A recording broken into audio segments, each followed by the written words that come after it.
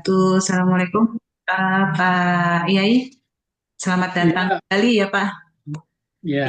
angkatan yang ke-23 nih, Pak. Baik, izin membuka sesi, Pak Yai. Bismillahirrahmanirrahim. Alhamdulillahirabbil alamin wassalatu wassalamu ala asyrofil mursalin wa ala alihi wa sahbihi ajmain. Rabbi sholli sholli wa yassiril amri wahlul 'uqdatam min lisani yafqahu qawli. Baik, Pak Kiai di sini tadi seperti yang sudah dijelaskan Pak Osep, rata-rata adalah SPPG, tapi juga ada dari AMDK. Bapak dan Ibu di sini yang akan membawakan materi terkait dengan konsep halal haram, ya, berdasarkan sunnah. Nah, ini akan disampaikan oleh Pak Yai Miftahul Huda. Baik, Bapak dan Ibu, boleh silakan absen terlebih dahulu. Nah, nanti takutnya pas ketika materinya sedang berjalan ya, sedang asik-asik kayak diskusi, Bapak dan Ibu terlewat absensi. Baik, kepada Pak Kiai untuk nanti sesi diskusi bisa di saat pemberian materi atau di akhir, Pak Kiai? Sambil jalan ya. Boleh. Oke. Baik, Bapak dan Ibu, nanti ketika sesi pemberian materi oleh Pak Yai, silakan jika ada yang ingin bertanya, tidak perlu menunggu materi selesai ya. Bapak dan Ibu silakan boleh pada saat pemberian materi yang disampaikan oleh Pak Yai. Baik, kepada Pak Yai dipersilakan. Makasih Mas Usef dan Mbak Ayi.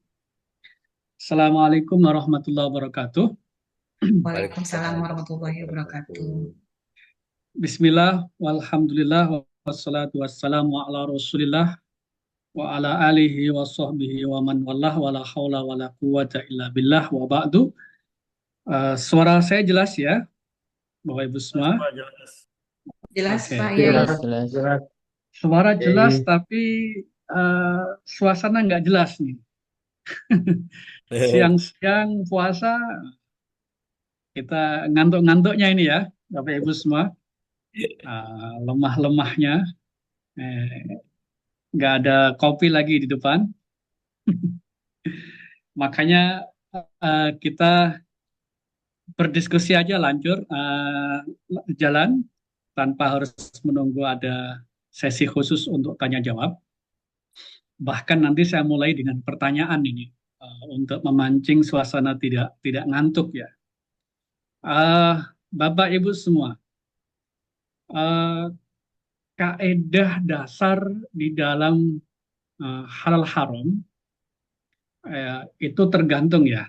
Apakah halal haram itu termasuk bidang ibadah atau bidang muamalat? Nah, kalau dia halal haram itu dimasukkan dalam bidang muamalat, maka dia al aslu fil muamalat al ibahah. Hukum asal dari segala muamalat itu adalah boleh. Ah, Apapun transaksi itu boleh selama tidak ada tiga hal. Yang pertama adalah tidak ada riba, praktek riba. Ahallallahu al-bai'a wa harrama riba. Dihalalkan bagimu jual beli segala segala transaksi. Jadi al-bai itu kan dalam bentuk isim mufrad, isim tunggal. Nah, dikasih alif lam itu berarti menunjukkan semua atau lafat umum, bukan lafat khusus. Apapun model jual beli atau akad yang saling pemindahan hak itu adalah mubah selama tidak ada riba. Riba itu dalam hadis yang lain yang dilaknat oleh Allah itu bukan yang mengkonsumsi harta dari riba, tapi yang memberikan transaksi riba, pegawainya, atau yang menjadi saksi daripada transaksi riba, itu semua dilaknat. Yang kedua, boleh selama tidak ada gharar. Gharar itu ketidakjelasan, baik ketidakjelasan pada produk atau objek yang ditransaksikan maupun di dalam proses transaksinya. Contoh misalnya dalam satu hadis, janganlah kalian itu memperjualbelikan sesuatu ikan yang ada di dalam air. Nah, karena di situ tidak jelas jenis ikan apa, kemudian ikannya besar atau kecil, ukurannya berapa kilo, itu tidak jelas, maka dilarang. Atau dilarang memperjualbelikan eh, kentang yang masih di lahan, belum dipanen. Kan nggak ketahuan kualitasnya, kecil-kecil atau besar-besar. Kentangnya baik atau buruk, barangkali ada yang buruk-buruk, maka itu dilarang. Yang ketiga, syaratnya tidak boleh ada maisir. Maisir itu perjudian. Jadi kalau misalnya transaksi kripto itu unsur perjudiannya sangat besar ya. Maka itu difatwakan haram oleh MUI karena uh, perjudiannya sangat kental di situ. Nah, itu al-aslu fil muamalat al-ibahah. Nah, tetapi sebagian ulama itu mengkategorikan hal haram itu adalah urusan ibadah, halal dan haram. Dan al-aslu fil ibadah itu at-tahrim, hukum asal dari segala sesuatu yang masuk kategori ibadah adalah tahrim. Nah, jadi kita sekarang tinggal memandang apakah uh, haram, apa hal haram itu masuk kategori muamalat atau kategori ibadah.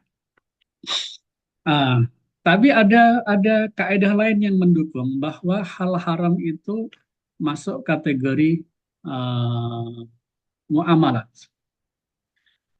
yaitu al aslu fil asya al ibahah, bahwa hukum asal dari segala ciptaan Tuhan itu adalah uh, apa boleh untuk dikonsumsi selama tidak ada yang membahayakan bagi jiwa manusia. Nah, tapi ini juga ada perlu kita merujuk kepada satu hadis, innal halala bayyinun wa innal harama bayyin. Bahwa yang halal itu jelas, yang haram itu jelas, wa bainahuma umur mustabiyah. Di antara yang halal dan yang haram itu adalah ada banyak hal yang samar-samar. La ya'lamuhunna katsirun minan nas, yang tidak diketahui oleh kebanyakan manusia. Hanya orang tertentu yang mengetahui, dan ulama pun sangat sedikit yang paham. Yang paham adalah auditor halal dan calon penyelia halal mestinya. Karena dia akan fokus mengetahui, mempelajari pada menu atau produk yang diperjualbelikan oleh pelaku usaha. Dari sini uh, ulama atau MUI mengkategorikan bahwa sertifikasi halal atau hukum hal haram itu masuk kategori ibadah. Maka perlu ada kehati-hatian di situ. Tidak hanya hati-hati saja, tapi harus ada usaha untuk keluar dari pendapat yang diperselisihkan. Al-khuruju minal khilafi mustahab, bahwa keluar dari pendapat yang diperselisihkan itu adalah disunahkan. Pertanyaannya ini, Bu. Bapak Ibu semua, apa hukumnya jika daging itu disembelih oleh Yahudi dan Nasrani, orang-orang Kristen atau orang Katolik? Halal atau tidak? Haram. Haram. Tidak halal. Haram. Apa dalilnya? Halal, Bu. Haram. Sebentar. Kalau saya bisa buat presentasi, yang halal itu 99%. Yang 1% mungkin nggak ada, itu yang diharamkan. Jadi yang mengharamkan harus ada dalilnya. Karena al-aslu fil asya al-ibah, bahwa hukum asal dari segala ciptaan Tuhan itu adalah haram. halal, kecuali ada dalil yang mengharamkan. Dalilnya apa? Sembelihannya orang Kristen, orang Katolik, orang Protestan kok haram? Sem- Tidak disembelih dengan tidak menyebut nama Allah. Hmm. Kalau orang Muslim menyembelih tanpa menyebut nama Allah, haram dong. Haram. Kalau Haram. orang Haram. Muslim, Haram. kalau orang Muslim menyembelih tanpa menyebut nama Allah halal karena Oh, sudah jelas keislamannya, Ayai. oh, kenapa bisa-bisa? Tidak. Tapi, Haram. Haram. Wajib. Wajib ya, Karena wajib. karena sesuatu itu harus ada tata caranya dan Oke. tanggung jawabnya. Mm-mm. Saya sudah mendengar Ustadz bahwa untuk sembelihan ahli kitab itu sudah dihalalkan. Cuman kalau dari cara sembelihannya ahli kitab ini pada saat ini yang rame mereka itu menggunakan alat pembunuh itu Alat pembunuh. yang seperti palu palu listrik yang dipukul ke kepala sapi kayak gitu. Oh, stunning. Ya stunningnya itu. Stunning. Uh, Ya, uh. ya. Tapi kalau misalnya Stunning menyembelih, itu tidak hanya dipakai oleh orang Australia, orang New Zealand, tapi Indonesia, Malaysia, semuanya menggunakan stunning, kecuali Brunei. Iya, stunning peminsanan ya, Pak. Iya, pemingsanan. memang untuk yang perkara seperti itu kan masih khilafiyah ya Iya, Ustadz. iya. Tapi kalau ini kan kalau misalnya ahli kitab itu apakah mereka itu benar-benar fokus untuk menyembelih 3 saluran daripada hewan yang disembelih itu saya kurang tahu kayak gitu. Tapi memang dari hadis apa di Al-Qur'an ya. Saya lupa juga sih. Tapi ya itu sih dihalalkan untuk sembelihan dari ahli kitab. Tapi saya kurang mengetahui apakah mereka juga menyembelih sampai ke 3 saluran napas, saluran makan, saluran apalagi ya satu itu. Oke, Mas Irawan. Saluran darah. Berarti pada dasarnya sembelihannya Kristen Katolik itu halal ya, pada dasarnya ya? Halal. Halal. Oke, siapa yang bilang haram tadi? Saya haram, Pak. Saya haram. Ibu Umi, kenapa? Karena kan Allahnya kita beda dengan Allahnya mereka mungkin istilahnya. Terus disebut nama Allah gitu. Maksudnya kalau menurut apa sih Al-An'am itu kan tidak boleh kita memakan binatang yang tidak disebut dengan nama Allah. Maksudnya Allahnya yang dengan keyakinan dan yang kita imani gitu. Beda kan yang kita imani dengan yang mereka imani gitu. Itu sih Pak. Kalau yang saya pahami itu tidak boleh mengkonsumsi hewan yang disembelih dengan menyebut selain nama Allah ya. Misalnya demi Roh Kudus atau demi siapa?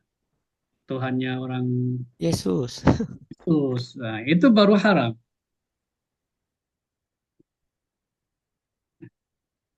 Oke, silakan. Siapa yang bilang haram tadi? Harus punya dalil yang kuat. Saya, Pak. Ya, silakan.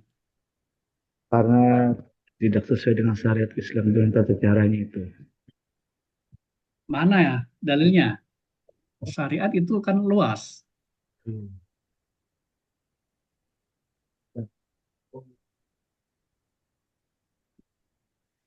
Silakan searching di Google atau di mana. Sembelihannya Yahudi atau Nasrani atau ahli kitab. Ada yang bilang haram nggak? Siapa yang bilang haram? Dan apa dalilnya?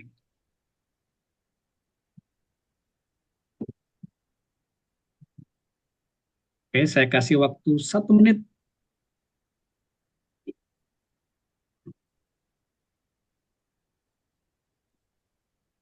Yang menghalalkan gak usah mencari ya Pak.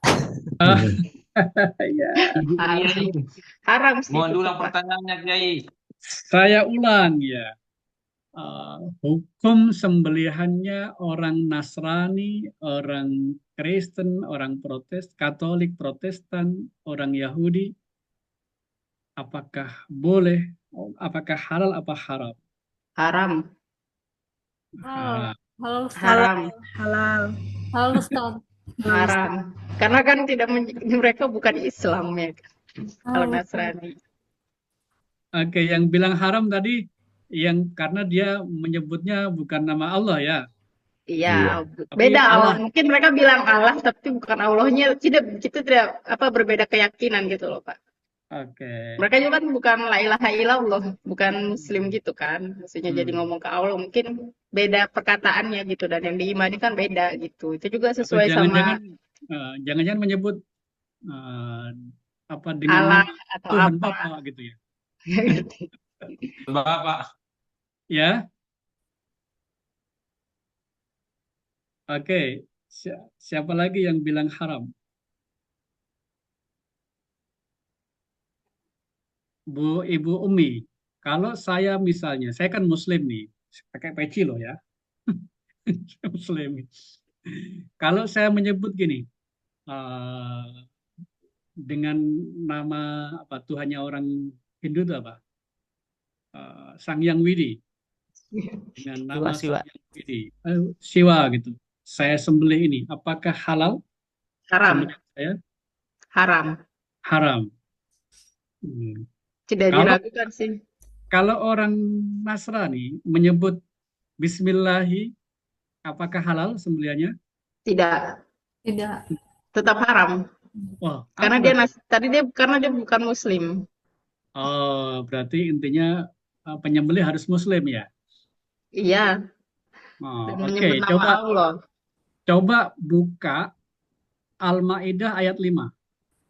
Al-Maidah ayat 5, searching.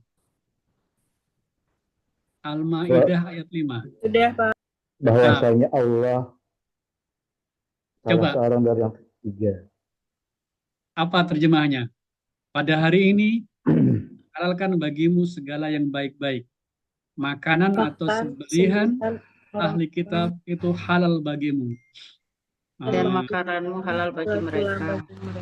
Oke. Apakah Bapak Ibu menyalahi ayat ini yang mengatakan haram? Tidak. Ahli kitab yang dimaksud ahli kitab yang masih lurus zaman dulu Pak Yai. Ahli kitab sekarang beda, Pak. Itu model kayak NU garis lurus juga. Edo garis bengkok. Ya, selama ahli kitabnya itu kan kalau misalnya Yahudi itu menyembah Allah walaupun dengan istilah penyebutan nama Allahnya mungkin agak beda sedikit ya kalau di Yahudi, tapi mereka masih termasuk daripada ahlul kitab yang diakui oleh Nabi Muhammad. Dan kalau misalnya kaum Nasrani itu yang benar-benar menggunakan kitab Injil ya. Dalam Injil itu juga kalau misalnya kita lihat di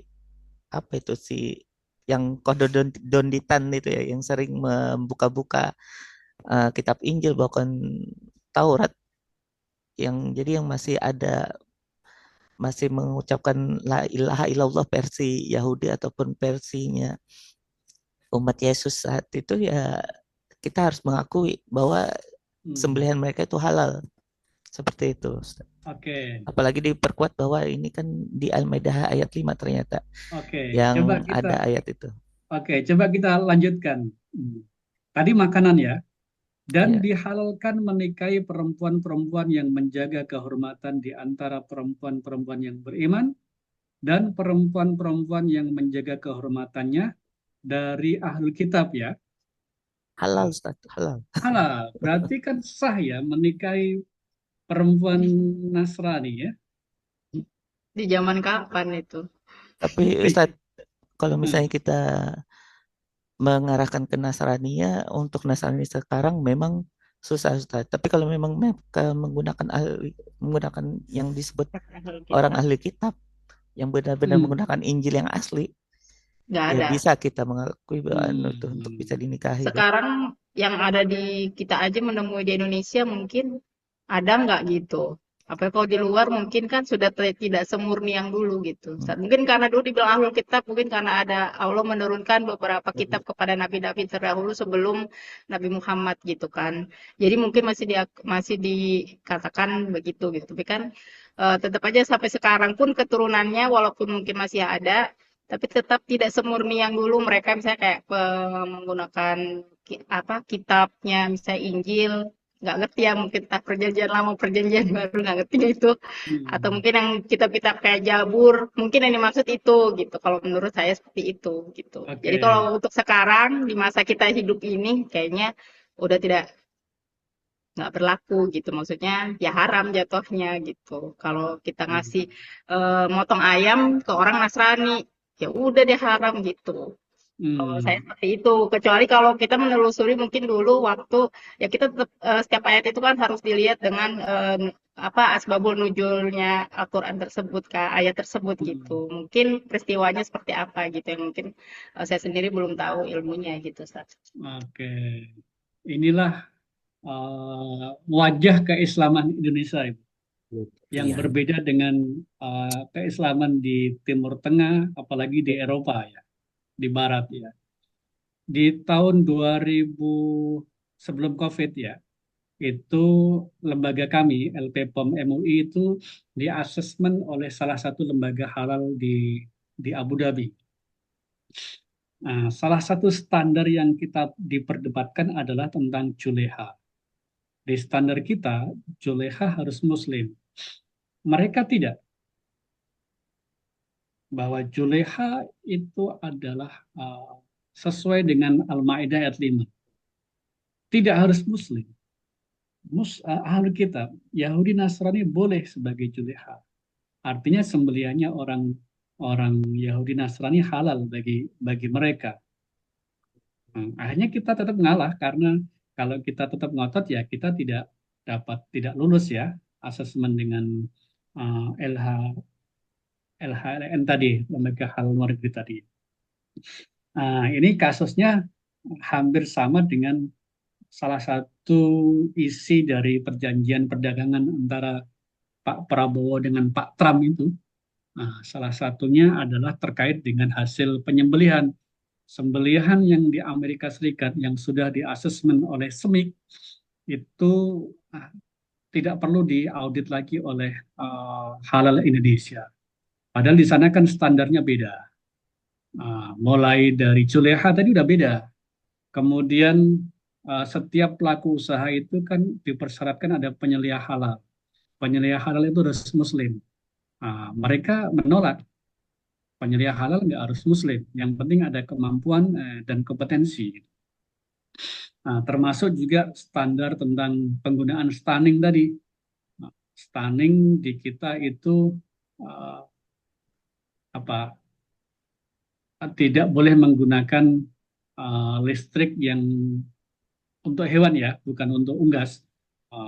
Jadi sapi atau sapi di strum itu tidak dibolehkan. Kemudian pakai gas juga nggak boleh. Kemudian juga penggunaan thoracic stick. Jadi di penyembelihan kita itu murni dipotong 4 saluran, kemudian dibiarkan sampai mati. Nggak boleh ada proses lain untuk mempercepat kematian. Nah, di sana ada penggunaan stick yang ditusukkan ke dalam rongga leher sehingga mempercepat kematian. Infonya di Amerika dibolehkan penggunaan thoracic stick. Jadi standarnya yang beda. Termasuk pernikahan tadi ya, perkawinan. Di Undang-Undang Nomor 1 Tahun 74, ya perkawinan yang sah adalah perkawinan yang seagama. Itu sudah menjadi konsensus ulama di Indonesia dan sudah diundang-undangkan. Dan saya yakin mungkin di negara lain berbeda dengan yang ditetapkan di Indonesia. Jadi ini standar. Standar halal Indonesia bisa jadi berbeda dengan standar halal di luar negeri. Termasuk salah satu kriteria juleha itu ialah tidak hanya sekedar Islam KTP. Jadi harus diuji juga julehanya itu apakah dia menegakkan sholat atau tidak. Caranya ya diuji baca Fatihah, baca tahiyat akhir, termasuk apakah dia minum alkohol atau tidak, kita tanyakan itu. untuk menguji bahwa keislamannya bukan sebatas Islam paspor atau Islam KTP saja. Oh, di paspor nggak ada keterangan agama ya. Islam KTP saja. Termasuk ini ya, pernikahan dengan non-muslim, wanita non-muslim, tentunya beda perempuan Arab dengan perempuan Indonesia.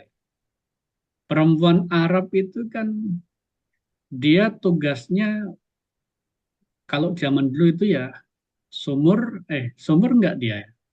Dapur nggak juga, cuman kasur aja ya kalau di Arab itu. Kalau Indonesia kan tidak sebatas dapur, sumur, kasur, tapi dia sampai pada mencari rezeki juga. Mencari rezeki termasuk yang paling penting adalah pendidikan anak. Pendidikan anak itu yang dominan di Indonesia perempuan. Kalau anak kita misalnya Muslim, lakinya, kemudian ibu kita atau istri kita itu non-Muslim, saya yakin dia akan mengikuti pendidikan ibunya dan keyakinan ibunya. Itulah mengapa di Indonesia di undang-undang perkawinan itu, perkawinan yang sah adalah yang seagama. Itu contoh-contoh kasus. Yang kedua tadi, penyebutan nama Allah. Coba searching. Sampai madhab Syafi'i, apakah penyebutan nama Allah termasuk syarat? Coba searching. Menyebut nama Allah saat menyembelih, apakah termasuk syarat sah penyembelihan?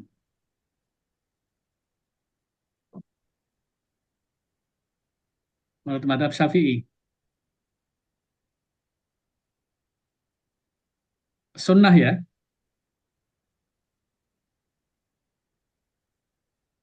Artinya kalau saya menyembelih diem aja, nggak baca sama sekali, sembelihan saya tetap sah. Tapi tidak bisa disertifikasi halal. Terus halal tapi tidak bisa disertifikasi halal. Halal untuk pribadi, tidak bisa dijual belikan dengan dengan barcode gambar label halal itu nggak boleh. Karena dia tidak sesuai dengan standar. Jadi bedakan antara zat yang halal dengan zat yang disertifikasi halal, itu beda. Contoh yang lain misalnya, ada yang dari Surabaya? Dari Jawa Timur ada? Oh, nggak ada. Ini orang mana saja Pak Usep? CPG-nya. Kan dulu Pak. Ada dari Provinsi Sumatera Utara, Pak. Oh, Sumatera Sumatera itu, Pak. Saya Kalimantan Selatan, Pak. Sulawesi ada mungkin ya, Bapak dan Ibu di sini ya? Iya. Kalimantan Selatan Kota Baru Pak. Oke. Saya kasih contoh aja yang gampang, yang terkenal di Surabaya itu ada namanya rawon setan. Rawon setan itu legend, itu terkenal. Itu meskipun kalau zatnya kalah dengan rawon nguling ya yang di Pasuruan. Rawon setan itu secara zat bisa jadi dia halal, tapi tidak dapat disertifikasi halal karena penggunaan namanya menggunakan nama yang ada konotasi kekufurannya, setan gitu. Atau dulu di salah satu produknya mie gacuan adalah mie setan. Nah, kita suruh ubah itu kalau mau lolos di sertifikasi halal. Jadi antara zat dengan sertifikasi halal beda. Contoh yang lain, informasi yang saya terima, ada ayam petelur atau ayam daging yang diberikan pakan. Nah, pakan ayam ini salah satu bahannya adalah darah babi. Darah babi ya. Kalau di dalam konsep hal haram, itu hewan yang diberikan pakan yang mayoritasnya adalah haram, maka dia kategori jalalah. Seperti lele yang ditaruh di safety tank, itu yang pasti yang dikonsumsi adalah kotoran kita ya. maka itu haram untuk dikonsumsi, kategori jalalah. Nah, ini tidak. Dia dikasih pakan pelet yang bahannya dari darah darah babi.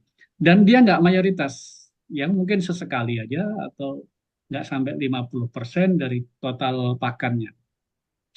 Nah, di fatwa kita itu kita tolak untuk disertifikasi halal. Nah, tetapi bisa jadi ayam tersebut adalah halal, bisa jadi. Karena yang dikonsumsi hanya beberapa saja dari pelet yang bahannya dari darah tersebut. Karena di standar kita, pemanfaatan unsur babi, walaupun sedikit, di dalam produk apapun itu ditolak untuk ditetapkan halal. Nah, meskipun di end produknya, di produk akhir itu tidak terdeteksi adanya unsur babi tersebut. Jadi nggak ada penggunaan istihalah. Istihalah itu perubahan zat di dalam pemanfaatan babi dan turunannya di dalam proses produk halal. Jadi konsep konsep hal haram di Indonesia itu harus dipandang secara utuh ya. Tidak tadi saya pancing pakai ayat 5 surat Al-Maidah, ada perbedaan pendapat ya. Bahwa sembelihannya Yahudi, Nasrani itu halal atau haram. Jadi bisa jadi konsep halal haram di Indonesia itu berbeda dengan konsepnya di Arab Saudi, di Mesir, di Timur Tengah. Bahkan saya di pondok itu ada guru Mesir, dari Mesir, itu beberapa hal berbeda, termasuk di dalam zakat ya. Zakat itu di Indonesia kan ada yang payroll ya, dipotong bulanan. Nah, zakat mal itu kan syaratnya haul ya, mencapai 1 tahun. Nah, ini 1 bulan udah dipotong 2,5%. Nah, itu saya kira di Timur Tengah tidak diterapkan. Nah, ini berbeda, penerapan syariah di dalam satu negara bisa berbeda dengan negara yang lain. Nah, ini yang perlu kita pahami di dalam melihat konsep hal haram di sertifikasi halal. Dia berdasarkan standar jaminan produk halal SJPH yang ditetapkan oleh Kementerian Agama atau oleh BPJPH, itu berdasarkan pada fatwa-fatwa Majelis Ulama Indonesia. Nah, kenapa harus MUI? Nah, kan itu sudah tertera di peraturan perundang-undangan ya, bahwa SJPH adalah berdasarkan fatwa-fatwa Majelis Ulama Indonesia. Karena di Ormas Indonesia itu kan banyak ya, ada yang di NU itu ada namanya LBM, Lembaga Basul Masail. Di Muhammadiyah ada Majelis Tarjih. Dan setiap ormas Islam rata-rata punya lembaga fatwanya. Kalau diberikan hak kepada setiap ormas itu memberikan fatwa, ini pasti akan membingungkan umat ya. Ini produk ini menurut NU haram, menurut Muhammadiyah halal. Mana yang dipedomani? Sehingga nggak bisa jalan. Maka hanya satu yang dijadikan sebagai pedomannya, yaitu fatwa MUI. Contoh kasus misalnya pewarna karmin, pewarna makanan karmin. MUI menetapkan di tahun 2011 atau 2012 ya, bahwa warna karmin yang berasal dari serangga kokenial itu dianggap suci dan halal. Karena dalam proses risetnya disimpulkan bahwa kokenial itu masuk spesies atau keluarga belalang. Dan kita tahu bahwa belalang itu termasuk bangkainya saja dihalalkan ya. Uhillat lana maitatani, dihalalkan bagi kita 2 bangkai, yaitu ikan dan belalang. Nah, menurut hasil kajian LBM NU Jawa Timur, menetapkan bahwa warna karmin adalah najis, maka haram untuk digunakan baik untuk warna produk makanan, minuman maupun lainnya. Baik, Bapak Ibu semua, pertanyaan berikutnya. Nanti saya minta dari setiap Bapak Ibu semua calon penyelia halal di SPBG itu membuat studi kasus dari menu yang ada di SPBG. Studi kasusnya, misalnya menunya capcay yang ada baksonya di situ ya. Capcay kira-kira ada yang nggak pakai bakso kan? Ada. Pasti ada ya? Capcay sayur. Ada sayur. Sayur aja. Sayur. Paling Oke. tambahnya bisa jamur Oke. atau tambahan. Oke ya. Nanti saya kasih waktu untuk studi kasus di setiap menu di produk di SPBG-nya. SPBG udah jalan semua ya Bapak Ibu ya? Ada yang belum, Pak? Atau Sudah. sudah Pak. ya? Masih belum, Pak. Sudah, Pak. Oke, tapi tahu ya menu-menunya yang disodorkan oleh pelaku usaha? Insya Allah, Pak. Insya Allah. Kalau boleh tahu ini informasinya, penyelia halal itu dapat berapa dari SPBG? Belum ditentukan, Pak. Nggak ada, Karena Pak. nggak ada tarifnya. Nggak ada tarif iklan. Oh, Jelas, Pak. Iya, ini kan Enggak. udah perwakilan dari job masing-masing. Ada yang perwakilan dari gizi, ada dari aslab itu. Jadi ikut di itunya, Pak, di aslabnya atau di agennya atau di mana gitu. Tidak dikhususkan penyelia sendiri itu enggak ada. Harusnya berapa, Pak? Biar kita minta tarif. Dibuatkan tarif tunjangan penyelia halal, Pak. Iya. Tapi kerjanya Iya, tiap hari penyelia halal, enggak? Iya, mendampingi kan tiap hari, Pak. Karena harus tahu prosesnya. Masa tiap hari, Pak? Ada tarifnya Kerja terus. harusnya. Satu produk 500.000 kan, Pak? Oke. Mas Irawan dapat berapa? Satu bulannya? Rekam 5 juta? gaji per bulan. Satu bulan ya?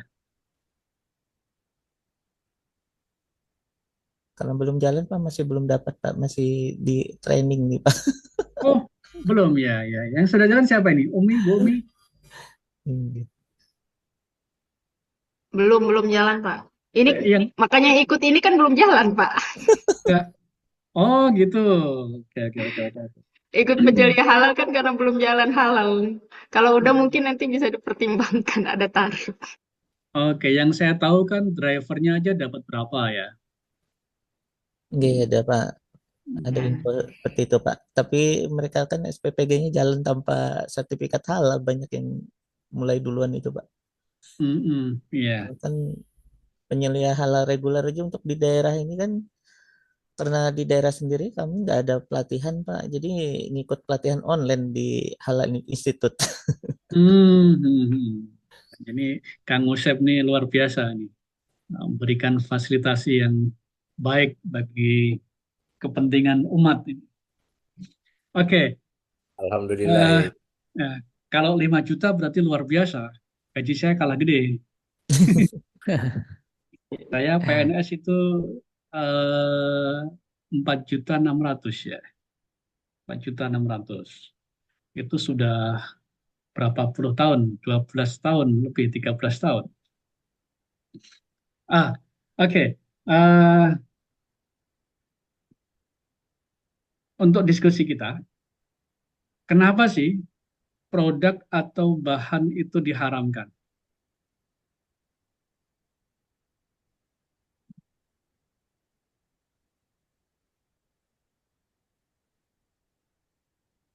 Halo, tes ya? Ya, karena ada dari Al-Quran. Wih, dari Al-Quran, ya. Selesai deh. Diharamkan, udah selesai. Karena biasanya tetap akan mengganggu kesehatan atau apa itu. Kalau diharamkan tidak bolehkan, umpama bagi babi ada cacing pita atau macam-macam itu. Seperti itu. Oke, tadi saya komentari Bu Umi. Diharamkan oleh Al-Quran atau padahal kita mengharamkan sesuatu yang tidak diharamkan dalam Al-Quran. Kayak surat Al-Maidah tadi, ayat 5. Sembelihannya orang Yahudi ahli kitab itu halal bagimu. Tapi halal Indonesia tidak. Sembelihannya orang Yahudi, orang Nasrani adalah haram.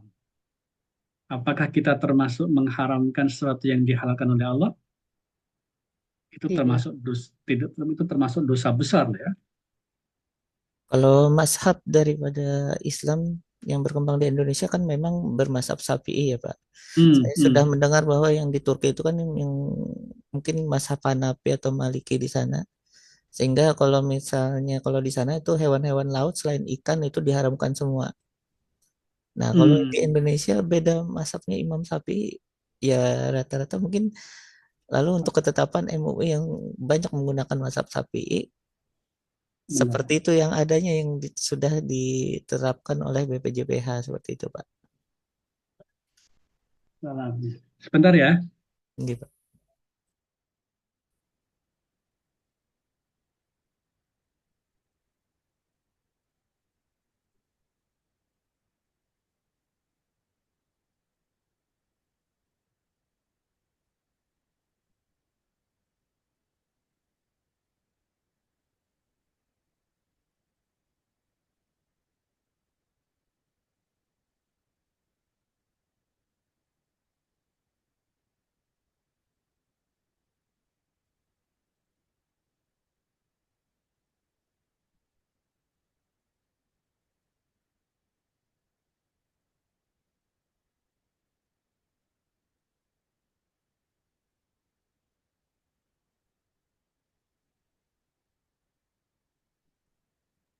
Oke. Gini, tadi sempat kita diskusikan juga, apakah ahlu kitab di zaman Nabi itu sama dengan ahlu kitab zaman sekarang? Tidak. Itu pertanyaannya juga. Bisa jadi di zaman Nabi ahlu kitab itu seperti pendeta siapa itu?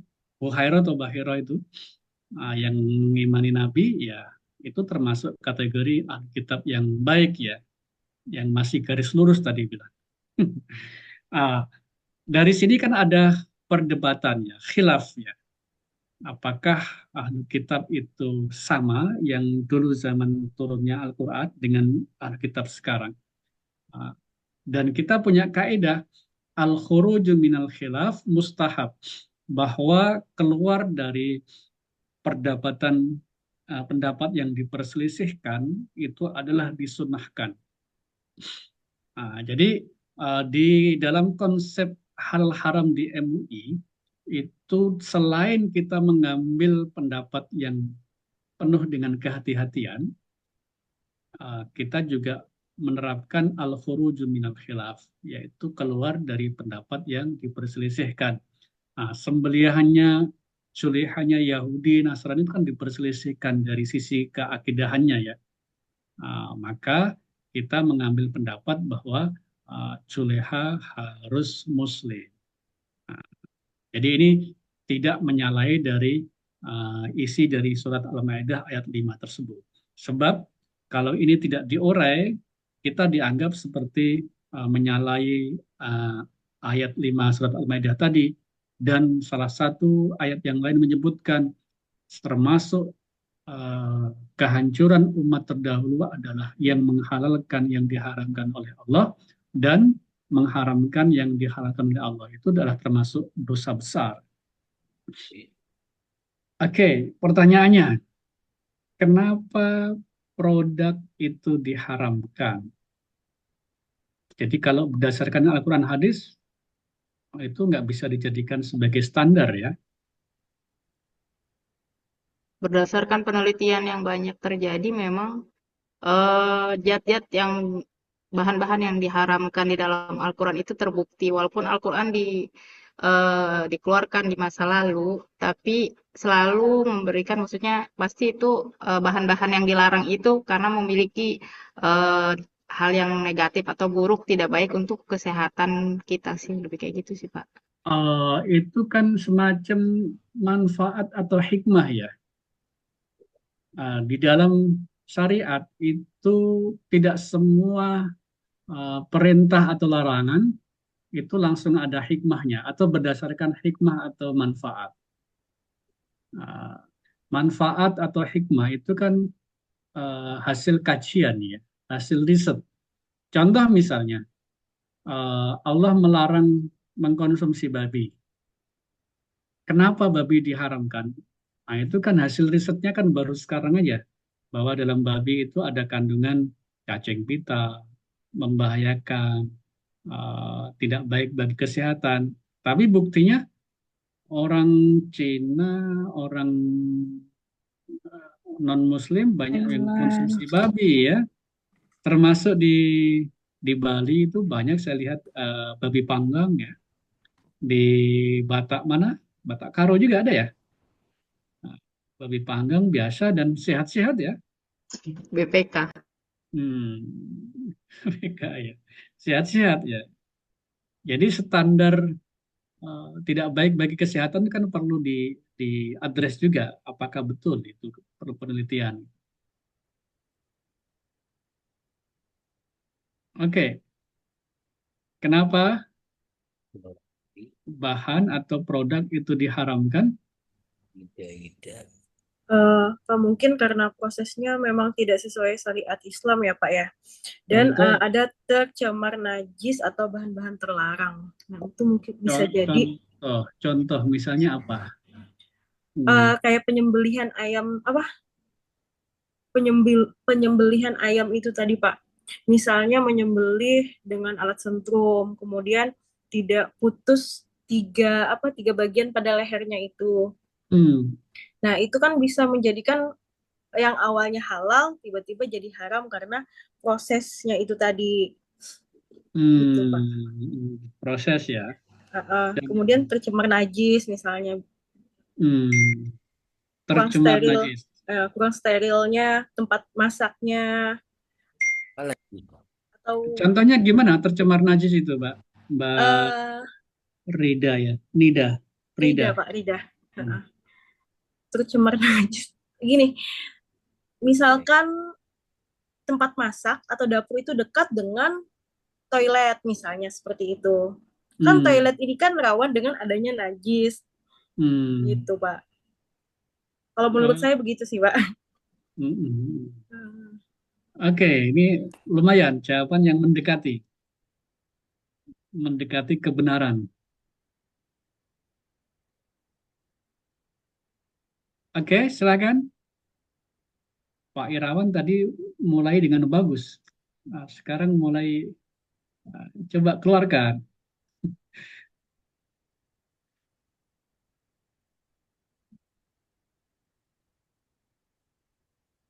Atau lagi searching ini? Masih mikir, Pak. Mikir ya. Iya. Kalau halal haram, kalau sudah perintah Allah seperti itu ya seperti itu ya Pak ya. Enggak, tapi kan di dalam menyusun SJPH, standar jaminan produk halal, itu kan perlu ada sebab-sebab ya. Kenapa ini diharamkan? Kan nggak mungkin berdasarkan ayat ini kan nggak ya. Okay. Kalau misalnya ini tidak mengandung babi, tidak mengandung anjing. Nah, pertanyaannya kenapa babi nggak boleh? Perintah Allah Pak di Al-Quran. Di Al-Quran. Berdasarkan kesepakatan ulama juga gitu kan Pak. Iya. Tadi sempat diserempet oleh Mbak Rida tadi. Terkena najis. Oke, kalau misalnya anjing babi memang apa tuh najis? Karena najis babi mugalada. itu najis. Iya, mugalada. Oh, karena itu. Oh. Ya. Kenapa Mbak Rida? Sama Pak, jawabannya sama kayak Pak Andi Irawan tadi karena babi najis mugaladzah atau najis atau najis berat gitu. Kalau najis sedang nggak apa-apa ya? Tambahin Pak. Tetap nggak boleh juga Pak kayaknya. Oke, siapa yang menambahkan tadi? Salah satunya ketidakjelasan bahan bakunya, Pak. Tidak jelas. Itu berbeda dengan bai'ul gharar ya, jual beli yang tidak jelas. Ini bahan baku tidak jelas itu artinya apa ini nggak jelas? Misalnya dagingnya sudah rusak atau gimana? Nggak jelas itu. Misalnya kayak turunan yang ya tadi sih terkait sama prosesnya juga sih Pak. Terus sama alkohol itu tidak tidak jelas kadarnya berapa seperti itu Pak. Oke. Yang pertama, bahwa semua bahan atau produk yang mengandung unsur najis itu diharamkan karena najis. Apa buktinya najis sebagai sebab diharamkannya produk atau bahan? Cek di surat Al-Maidah ayat berapa ya? Yang bunyinya, katakan wahai Muhammad, qul la ajidu fima uhiya ilayya muharraman. Katakan wahai Muhammad bahwa saya tidak mendapatkan yang diwahyukan kepada saya itu haram untuk dikonsumsi. Illa an yakuna maitah, kecuali dia bangkai. Bangkai itu apa? Definisi bangkai, hewan Yang sudah mati. Hewan yang tidak disembelih dengan nama Ah, Allah. hewan yang mati, jangan kembalikan tadi hewan yang tidak disembelih kepada Allah. Kan bisa jadi menurut madhab Syafi'i kan sunnah saja menyebut nama Allah. Nah, bangkai itu hewan yang mati tanpa disembelih. Bangkai, kecuali ikan ya. Kemudian di surat Al-Maidah ayat 1 itu dirinci lagi kriteria bangkai. Hewan yang mati karena dicekik, hewan mati karena dipukul, hewan mati karena ditusuk, hewan mati karena jatuh dari tempat yang tinggi, Kalau hewan mati ya. kalau disentrum itu Pak gimana Pak? Di mana? Disentrum. Disetrum pakai aliran listrik. Dia sebagai proses stunning atau untuk mematikan? Untuk mematikan. Kan nih apa namanya? Biasanya kan ada tuh kayak di pasar yang jual ikan. Nah, kadang-kadang untuk di wilayah saya ya Pak, kadang-kadang ada yang cara menangkap ikannya itu disentrum gitu. Oke. Kalau ikan kan nggak problem ya, karena bangkainya ikan saja halal. Uhillat lana maitatani. Bangkainya dimakan hidup juga halal. Apalagi bangkainya. Putri dan termasuk yang mati di tidak ini kriteria baru ya, tidak dalam Al-Quran, tidak ada dalam hadis, yaitu disembelih tidak sesuai dengan standar jaminan produk halal. Nah, itu kategori bangkai. Contoh misalnya tadi, sulehanya tidak muslim, kemudian menyembelihnya nggak baca basmalah, atau tidak dipotong semua uratnya, saluran nafas, saluran makanan, dan 2 urat darahnya tidak terputus. Salah satu tidak terputus itu termasuk kategori bangkai menurut standar jaminan produk halal, bukan menurut konsep hal haram secara umum ya. Ditambah lagi sekarang kita tolak, bukan satu lagi berikutnya. Jika diolah sebelum mati, ini biasanya kasus di Idul Kurban, itu kan untuk mempercepat pembagian, itu sapi habis dipotong lehernya, langsung dipotong kakinya tanpa menunggu kematian. Itu sesuai standar SJBH tidak boleh. Karena dikhawatirkan kematiannya sapi itu karena dipotong kakinya, bukan karena disembelih. Meskipun di dalam fikih klasik itu, saya kalau teringat waktu kecil di ngaji di musola itu sama kiai, kalau ada ayam ketabrak motor selama masih hidup dan mungkin disembelih maka halal. Padahal kalau nggak disembelih itu ditinggal juga mati itu. Ini berbeda ya antara konsep hal haram secara umum dengan konsep hal haram di standar jannah produk halal. Kemudian ini bukan kehalalnya tapi terkait dengan sertifikasi rumah potong. Rumah potong itu kan banyak lokasinya tidak strategis ya, tidak sesuai dengan standar. Biasanya didirikan di dekat pemukiman, didirikan dibangun di atas bantaran kali, kemudian biar gampang buang limbahnya. Itu membahayakan. Kita ada fatwa larangan membuang sampah di air, di sungai, di danau, di setu, dan di laut. Dia salah satu sisi sebagai amal ibadah karena menyiapkan suplai daging yang halal, tapi di sisi lain dia melakukan kejahatan, melakukan keharaman, yaitu merusak lingkungan. Dan ketika sidang fatwa kita tolak juga jika ada rumah potong yang tidak mengelola limbahnya dengan baik. Itu yang pertama, illa an yakuna maitah, kecuali itu bangkai. Yang kedua, audamam masfuhan, darah yang mengalir. Misalnya kalau masak tadi, motong ikan, darahnya itu nyiprat ke alat atau nyiprat ke bahan yang lainnya, maka perlu disucikan. Ada satu problem lagi di proses produksi yang terkait dengan najis ya. Kita tuntaskan dulu ayat ini. Yang ketiga, aulah mahinzirin, atau dia adalah daging babi. Ingat di sini digunakan kata daging. Kita nggak bisa mengikuti gaya yang tekstualis ya. Wah itu yang diharamkan daging. Berarti kulitnya nggak masalah, tulangnya nggak masalah, lemaknya nggak masalah. Tidak seperti itu. Ini disebutkan dengan salah satu bagian daripada babi, zikrul ba'di wa iradatul kul, menyebutkan sebagian tapi yang dimaksud adalah secara keseluruhan. Jadi semua unsur babi itu diharamkan. Kenapa tiga hal ini diharamkan? Bangkai, darah, dan babi diharamkan. Fa'innahu rijsun, karena ketiganya adalah najis ya.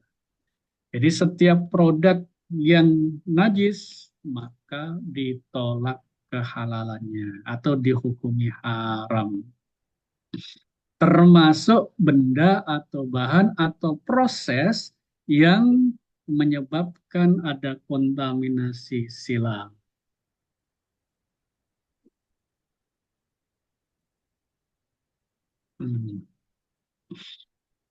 Contoh tadi, misalnya gini, sering saya contohkan ini,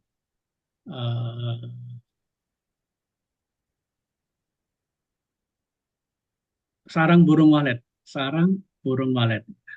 Sarang burung walet itu najis apa mutanajis?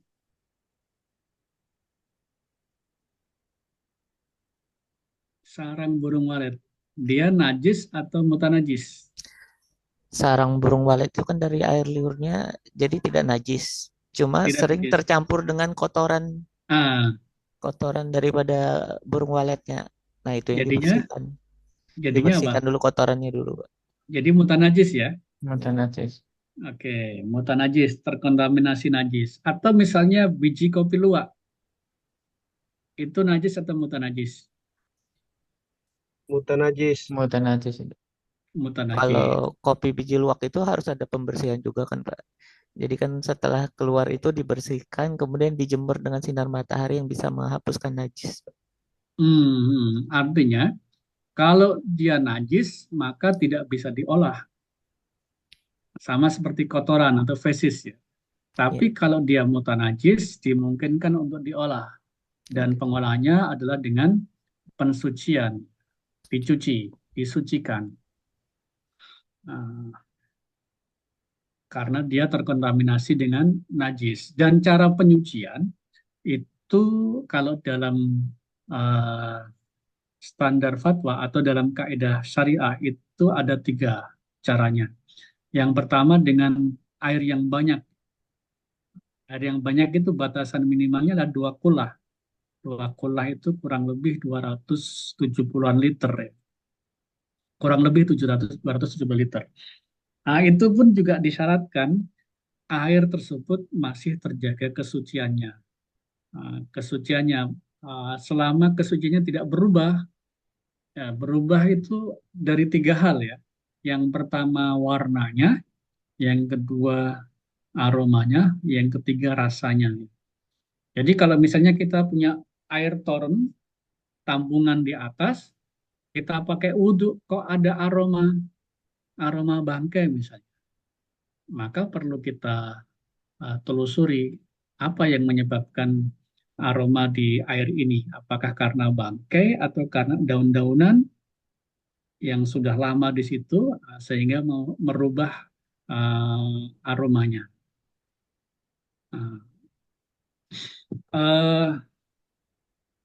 Misalnya di dalam pelaku usaha ikan misalnya ikan. Ikan salah satu menunya kan ikan ada di SBG ya. Ikan cuy atau ikan kembung. Lele. Ikan lele, Pak. Lele. Nah, itu kan ketika dibersihkan, kemudian dicuci di dalam bak besar, misalnya dia di atas lebih 2 kullah atau 270 liter, itu karena SBG kan minimal 1000 ya, 1000 porsi ya minimal ya. Itu pun hanya untuk pesantren, yang lain mungkin di atas ya 1500. Kalau 1500 ekor ikan di dalam bak itu kan bisa mempengaruhi warna air ya. Airnya bisa merah. Dan itulah salah satu ciri najis ya, karena ada darah di situ. Nah, jadi dengan ketentuan airnya tidak boleh berubah salah satu sifat sucinya menjadi sifat najis. Maka perlu ada pembilasan. Yang kedua yaitu dengan diguyurkan air, dialirkan air sebagai pembilasan. Yang ketiga, ini jarang dipakai di SPBG, hanya di jasa pelaku usaha besar saja, yaitu daur ulang air najis ya. Di hotel atau di rumah sakit atau di rumah potong ayam yang besar, itu kan nggak mungkin dia mengalirkan limbah langsung ke sungai. Tapi kan perlu didaur ulang dulu airnya sampai bersih. Daur ulangnya itu kan tidak dengan menggunakan penambahan debit air, tapi dengan menambahkan zat-zat kimiawi yang bisa merubah sifat najis tersebut. Mulai dari aroma, warna, dan rasa. Nah, itu yang pertama. Yang kedua, kenapa produk atau bahan itu haram?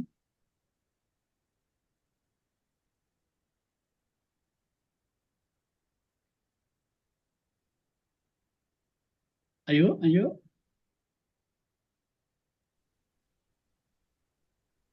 Membeli dari hasil yang haram. Oh, betul. Tapi itu tidak konsen di sertifikasi halal ya. Bahwa haram itu ada lidzatihi, ada ligoirihi. Lidzatihi itu karena zatnya memang betul haram, seperti bangkai, darah, dan babi. Tapi ligoirihi itu karena faktor lain. Faktor dari cara mendapatkannya, atau eh, faktor lain, contoh misal membahayakan dirinya. Orang yang sudah kolesterol, darah tinggi, tentu berbahaya kalau mengkonsumsi yang beralkohol atau mengkonsumsi yang kandungan alkoholnya tinggi, gas ya. Contoh durian dan yang lainnya. Uh, Yang kedua adalah membahayakan. Semua produk atau bahan yang membahayakan itu diharamkan. Contoh seperti apa bahan yang membahayakan? Banyak ini kasusnya.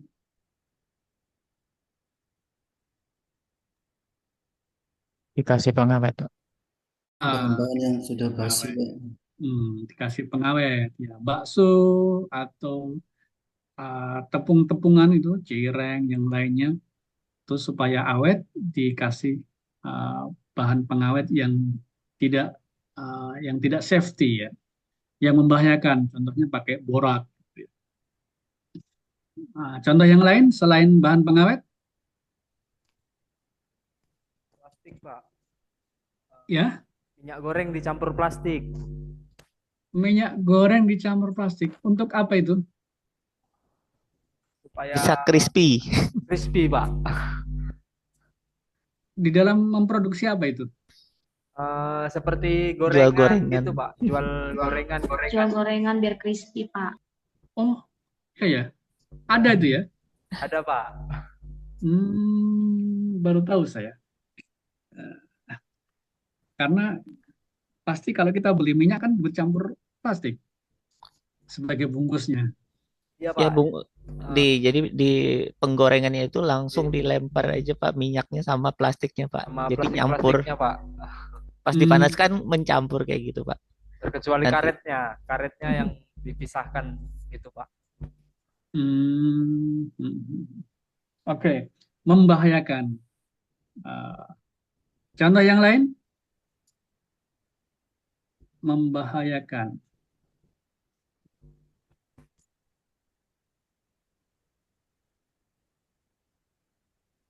Ya, bahan yang membahayakan.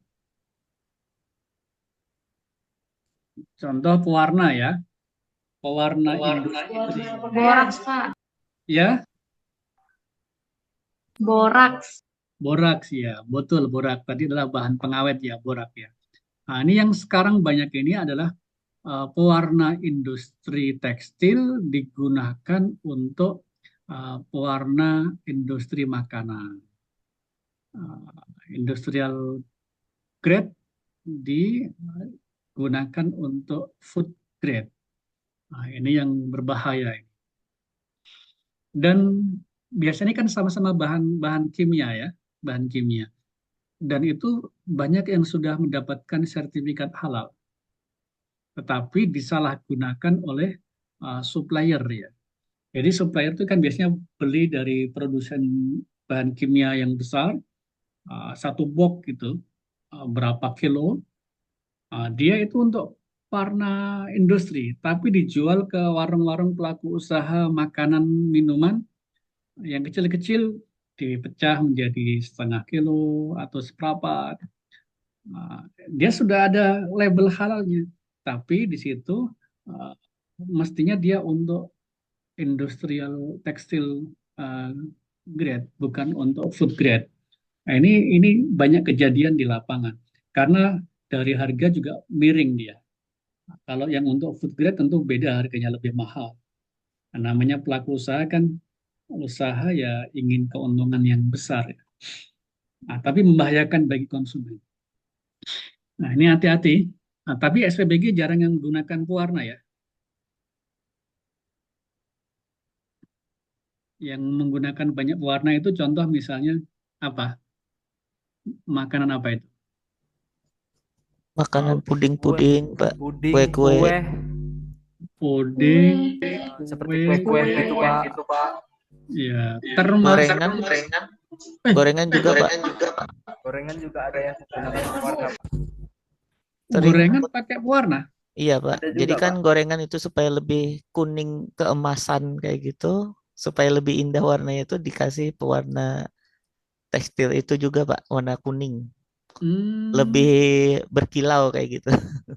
Oh, kayak donat itu bisa juga ya? Kalau donat itu nanti mungkin kan ada di ininya sih Pak, yang apanya itu? Toppingnya, ya toppingnya Itu itu. coklat itu. Coklat Ya kan putih diberi toppingnya ada yang pewarna. coklat, Kemudian coklat itu Diberi kemudian ada pewarna. yang dikasih pewarna juga. Jadi ada warna putih, kuning, ungu Ungu, juga untuk pink. di coklat-coklatnya itu, yang Hmm, olesannya itu. ya, ya. Selain daripada selai. Nah, selainya itu juga bisa dikasih pewarna juga, Pak, supaya warnanya lebih cerah. Hmm, Kalau ya. selai asli kan dari buah kan, Pak, ya, yang Hmm. dihancurkan. Nanti dikasih pewarna lagi, Pak, supaya lebih cerah lagi warnanya. Oke, oke, oke. Bisa jadi dia dari gelatin juga ya? Ya, bisa, Pak. Jadi kan untuk yang kayak pengenyal, kemudian yang borak itu bisa jadi pengenyal juga, Pak. Jadi lebih mentul-mentul gitu loh, empuk-empuk kayak gitu loh, Pak. Nah, itu bisa digunakan dengan borak juga itu, Pak. Kalau misalnya baksonya kurang nggak ada pengenyalnya itu bisa pecah dia. Jadi nggak bisa Hmm, membulat kayak gitu, nggak bisa menyatu. oke. Tapi bakso kan sekarang ada inovasi, bakso kriwil. Enggak, betul ya, Pak. Oke, Cuma ya. yang Gimana? hati-hati juga Pak, bakso kriwil tuh Pak. Kenapa? Saya pernah tetangga itu membuat bakso ngasih ke saya. Bakso kriwilnya tuh nggak hancur tapi rasanya agak beda itu. Habis itu dia pindah, ada kemungkinan dia menggunakan bakso dari babi, Pak. Babi Hmm, hutan jenisnya. hmm. Tandanya apa itu, Mas Irawan? Anu Pak, baksonya itu nggak bisa menyatu. Nggak bisa menyatu kalau dibuat itu kan misalnya bakso sapi itu bisa lebih bulat Pak. Lebih bagus itu menggunakan bakso ayam. Dengan Hmm, bahan ayam itu bisa lebih lebih bulat kayak gitu, lebih menyatu, bisa seperti kayak bola tenis itu yang bisa mentul kayak gitu. Nah, kalau hmm, misalnya bahan babi itu kayak seperti tidak bisa menyatu dia, Pak. Nggak susah untuk dibuat buat bakso kayak gitu. Jadi makanya hmm. ada tambahan bahan kimia seperti kayak pengenyal dan segala macam itu membuat Oh, jadi emulsi seperti itu. oke, Yang oke. emulsi paling bagus tuh memang bahan dari susu dan lemak kan. Nah, Oh, dia ada emulsifiernya ya, ya, yang dari E471 atau E4 berapa itu? enggak. Oke, oke. Membahayakan zat pengawet, zat pewarna, termasuk tadi yang kita bahas yang terakhir. Yang ketiga, kenapa bahan atau produk itu diharamkan?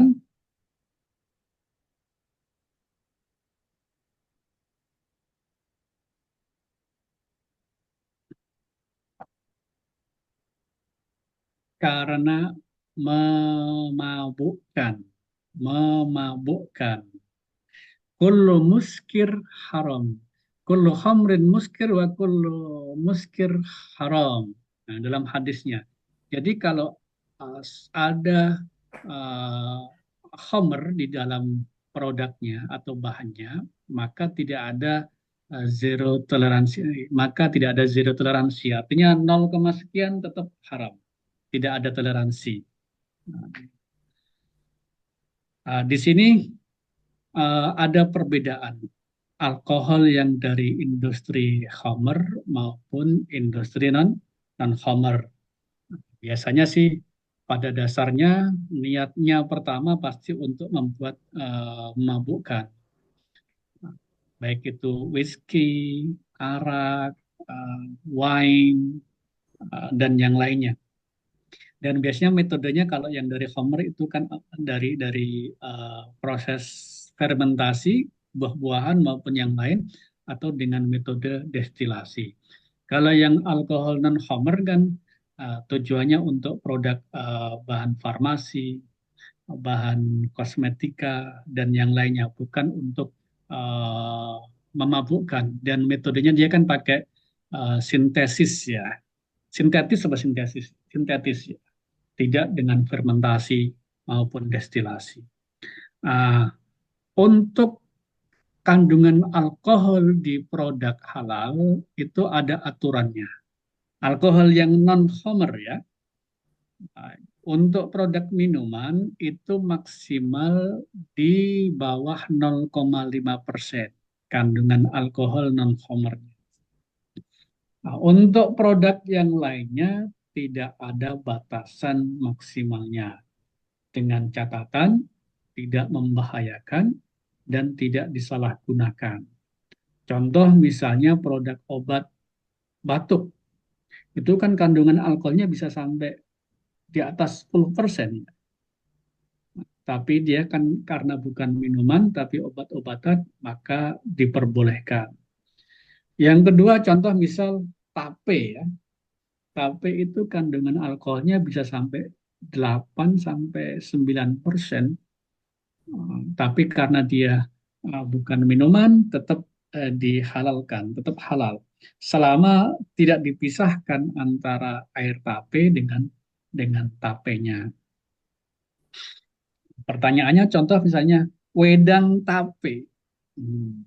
Itu termasuk halal apa haram? Wedang tape.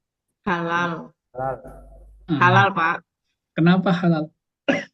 Karena kan di tape itu difermentasikan tujuannya untuk menjadi makanan, bukan untuk memabukkan gitu kan. Termasuk wedang itu kan tujuannya untuk itu gitu, minuman, maksudnya bukan untuk apa namanya? Nggak tahu ya wedang tape yang seperti apa gitu. Tapi kalau masih tape itu kan memang tujuannya untuk makanan gitu, bukan untuk memabukkan, kecuali nanti tapenya itu difermentasikan lagi, diambil airnya gitu kan. Nah, itu baru mungkin jatuhnya homer gitu. Itu karena diambil airnya karena tujuan untuk memabukkan gitu. Karena memang tape itu sendiri mengandung alkohol gitu kan. Nggak jauh beda sih kayaknya seperti wedang duren gitu. Duren kan udah ada alkoholnya, Pak.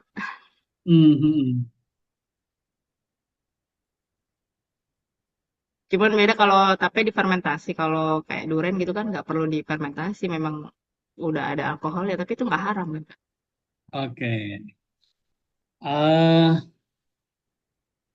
ada juga es tape ya. Jadi karena dia kan salah satu bahannya tape ya, bukan air tape ya. Kalau air tape beda lagi.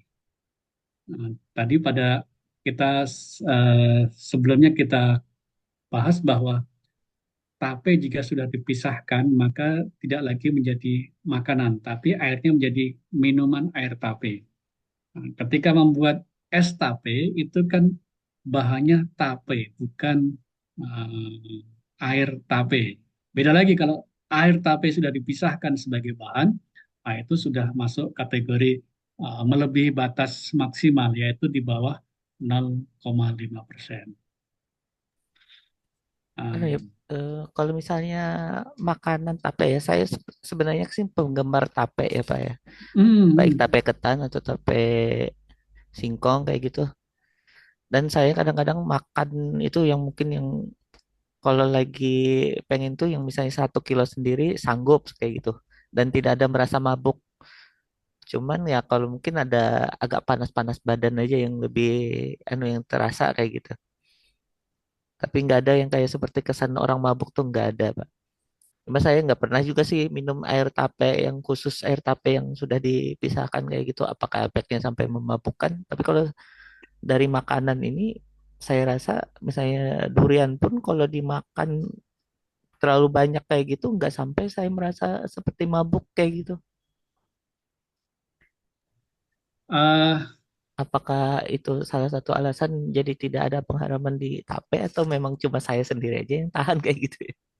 Bukan. Tape itu halal ya, selama belum membahayakan. Kalau dia sudah semakin lama, itu kan kadar alkoholnya semakin tinggi, bukan karena memabukkan, tapi membahayakan dari sisi yang lain, diharamkannya itu. Contoh juga durian tadi ya, durian pada dasarnya dia adalah halal.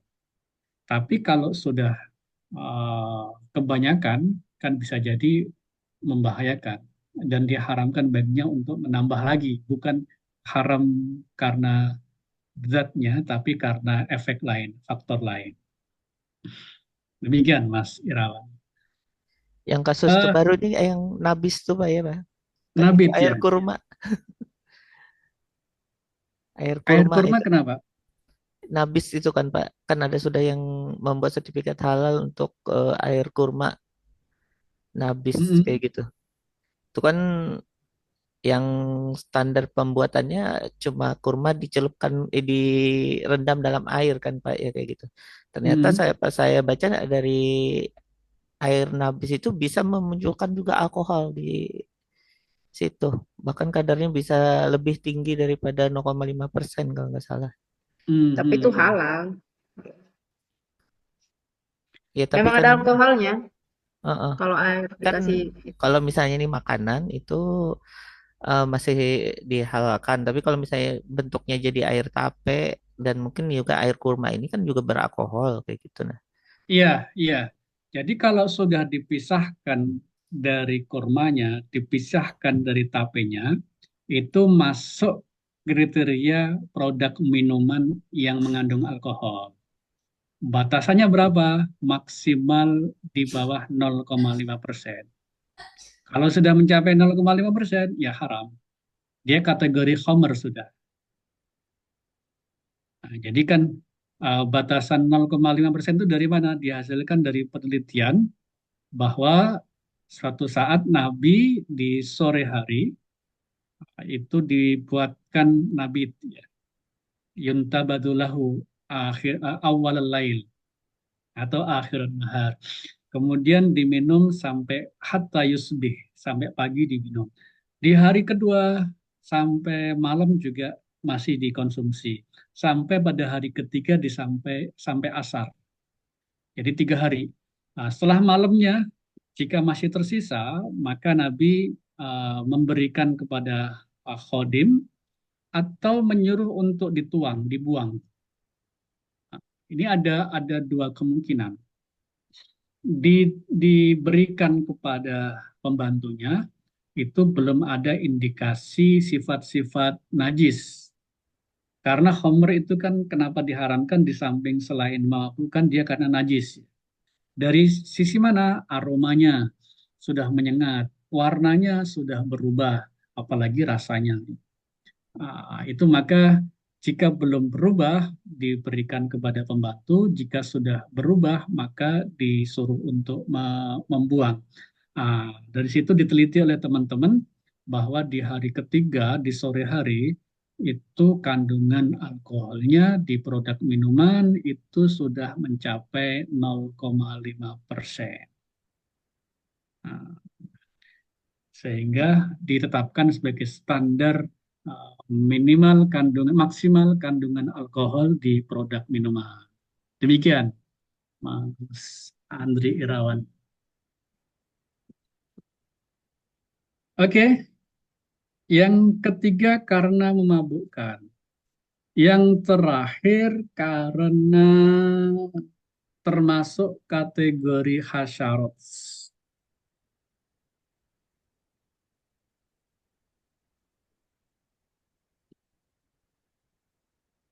Hasyarat. Hasyarat itu apa? Kategori khaba'is. Wa yuhillu lahumut thayyibat wa yuharrimu alaihimul khaba'is. Allah menghalalkan yang thayyib dan mengharamkan yang khaba'is. Ada yang menafsirkan khaba'is itu menjijikkan, yang kotor. Tapi sifat jijik itu antar orang perkampungan dengan perkotaan beda. Antara orang pantai dengan pegunungan beda. Maka susah untuk dijadikan standar. Bagi sebagian orang, ulat sagu itu kaya protein dan enak untuk dikonsumsi. Tapi bagi orang sangat menjijikkan dan lain-lain. Maka kriteria yang dipedomani oleh MUI yaitu adalah hasyarat, kategori hasyarat. Hasyarat apa? Hewan baik itu melata maupun serangga yang kecil yang ada di bumi. Contoh misalnya serangga selain belalang, kemudian semut, kalajengking, kecoa, yang lainnya. Itu adalah kategori hasyarat. Dan meskipun hasyarat ini sudah diekstrak dan hilang persepsi jijiknya semua manusia, tetap tidak mengubah hukum haramnya, tetap diharamkan. Kecuali untuk produk yang non-konsumtif ya. Contoh misalnya lendir siput ya, atau lendir bekicot. Itu untuk bahan kosmetik luar atau untuk bahan antiseptik ya. PKRT, peralatan kesehatan rumah tangga. Atau cacing misalnya dijadikan sebagai komoditi, misalnya umpan cacing atau untuk menggemburkan tanah, nah itu nggak masalah selama tidak dikonsumsi. Demikian ya. Di sana ada beberapa standar tapi tidak baku. Artinya dia perlu ada riset secara spesies-spesies tertentu. Contoh, misalnya standar tentang hewan yang berkuku tajam dan buas. Tidak semua bergigi tajam itu hewan haram. Tapi perlu diteliti apakah dia hewannya itu buas atau tidak. Karena di hadis itu ada dua sifat, dua kriteria. Bergigi taring dan buas. Yang kedua, standar yang tidak baku, yaitu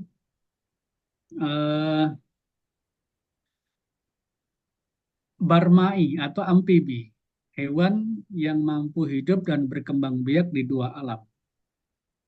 Sepanjang yang saya ketahui, hanya kodok atau katak yang disepakati ulama. Dia hidup dan berkembang biak di dua alam. Hewan-hewan yang lain, spesies yang lain, yang ditengarai mampu hidup di dua alam, itu perlu ada penelitian.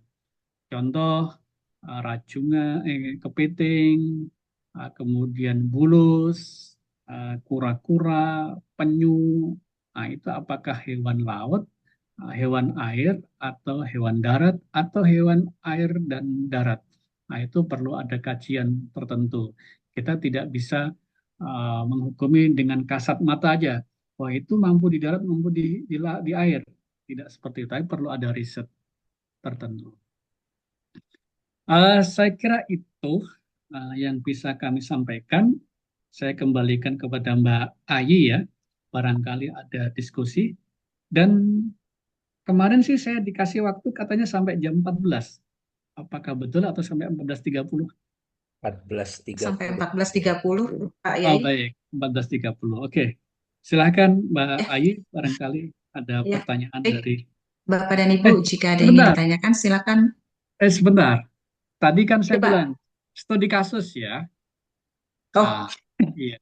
Silakan Bapak Ibu ngambil salah satu menu produk di SPBG-nya. Kemudian misalnya capcay, bahannya apa? Ini halal atau haram? Kenapa haram? Tadi kan ada sebabnya ya. Ada 4 tadi yang baku ya. Najis, mutanajis, khobais, memabukkan, dan apa tadi satu lagi, membahayakan. Nanti bisa disampaikan presentasinya ya. 1 orang 1 menit cukup ya. Nah, sekarang kita kasih waktu 2 menit cukup, Bapak Ibu? Silakan, Bapak dan Ibu. 2 ya, menit 2 menit. dari Pak Yai untuk Studi kasus di menuliskan SPBG-nya. salah satu menu ya Pak Yai ya. Ya. Salah satu menu, terus tuliskan haram atau halal. Nah, tuliskan tuh ya Bapak dan Ibu bahan Jadi, penyusunnya. Pak, bertanya itu nanti dikirim ke mana? Enggak, langsung aja disampaikan. Langsung sampaikan kayak gini aja ya, Pak? Ya. Boleh langsung tulisan ya. Silakan, Mas Andi. Kalau saya kan produk di Banjarmasin itu makanan khasnya adalah nasi kuning. Makan nasi kuning itu lauknya itu nasi kuning itu, untuk membuat nasi kuningnya itu menggunakan beras, kemudian ada tambahan santan, kemudian tambahkan kunyit untuk pewarna. Nah, kemudian lauknya itu bisa menggunakan telur, ikan ayam haruan yang khasnya, dan ayam kayak gitu. Ya, bisa juga seperti ikan ayam dengan menggunakan bumbu merah.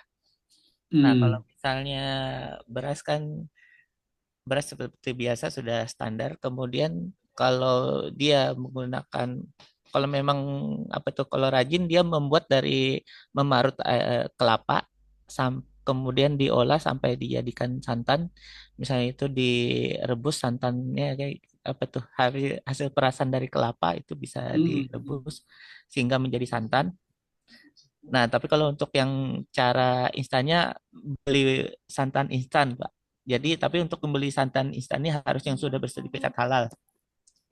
Kemudian kalau lauknya ini, kalau telur kan itu sudah termasuk positive list, ikan haruan itu termasuk positive list, dan kalau ayam itu lebih baik menggunakan ayam yang dari frozen. Kalau tidak menemukan apa tuh namanya tuh rumah pemotongan ayam. Nah, yang frozen ini biasanya sudah ada pabrikan di sini, Pak. Jadi PT Ciomas itu apa itu namanya itu sudah perusahaan besar. Jadi di situ sudah ada penyembelihan ayamnya.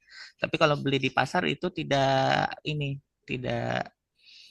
disembelih oleh juru sembelih halal kan kalau di pasar basah biasa. Oke, di dalam bumbu ayam ikan kan ada bumbu-bumbunya ya. Ya, bumbu Itu untuk kan ada ayam. bahan tambahan pangan itu. Ya, bumbunya itu biasa menggunakan cabai, bawang merah sama bawang bawang merah. Biasanya pakai ini ya. Dari cabainya itu adalah cabai kering. Cabai besar yang dikeringkan itu nanti warnanya lebih merah kayak gitu untuk bumbunya sama bawang. Itu aja untuk campurannya. Tidak perlu lagi menggunakan campuran pewarna lain untuk tambahannya. Sama garam lah kayak gitu. Garam itu harus bersertifikat halal karena ini kan produk dari apa itu kan ada pengolahan lagi dari laut di jemur dan segala macam. Kemudian gula itu karena dari tebu itu ada pengolahan juga di skala pabrik, jadi harus ada sertifikat halalnya juga. Tapi biasanya kalau beli di pasar tradisional, ya, curah ya, itu nggak ada sertifikat halalnya biasanya ya. Gula curah, minyak curah. Kalau minyak itu yang masih bisa di sini kan memang produsen sawit Pak untuk daerah Kalimantan ini. Tapi ada pabrikan, kadang ada pabrikan kecil itu sudah ditangkap polisi Pak rata-rata yang membuka pabrik ini. Jadi sudah nggak ada lagi yang bisa membuka pabrik-pabrik kecil untuk minyak goreng kayak gitu, yang membuat itu. Emang dia menyalahi aturan ya? Ya karena itu kan harus ada izinnya lagi Pak untuk yang pabrik minyak goreng itu. Karena dia kan harus ada penyimpanan dan hanya minyak yang ada labelnya itu aja yang boleh dijual. Kalau minyak goreng curah itu sudah tidak boleh lagi. Sudah tidak boleh. Sudah pasti Pak langsung didatangi polisi kalau ada yang mau membuka pabrik. Walaupun di sini produsen sawitnya ada di Kalimantan nih. Jadi harus berizin juga untuk yang ini. Karena mereka harus pabrikannya itu harus juga membuat sertifikat halalnya dan juga harus perizinan BPOM-nya juga. Dulu memang saya memang menemui yang jual ini Pak, minyak goreng curah itu yang di pasar itu dan pabriknya juga saya tahu dulu. Tapi terpaksa harus ditutup juga. Oke, makasih Mas Andi Irawan. Gitu. Yang lain silakan menyampaikan salah satu titik kritis produk dari menu SPBG.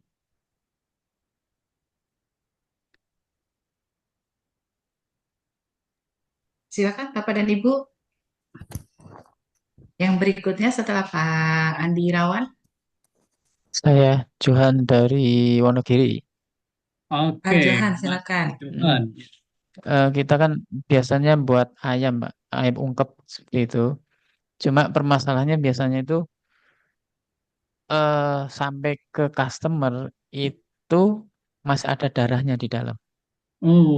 Nah, itu sudah sering kita pakai. Mungkin dari kita motong atau kita masak 200 kilo atau lebih, ada berapa pieces yang ada darahnya.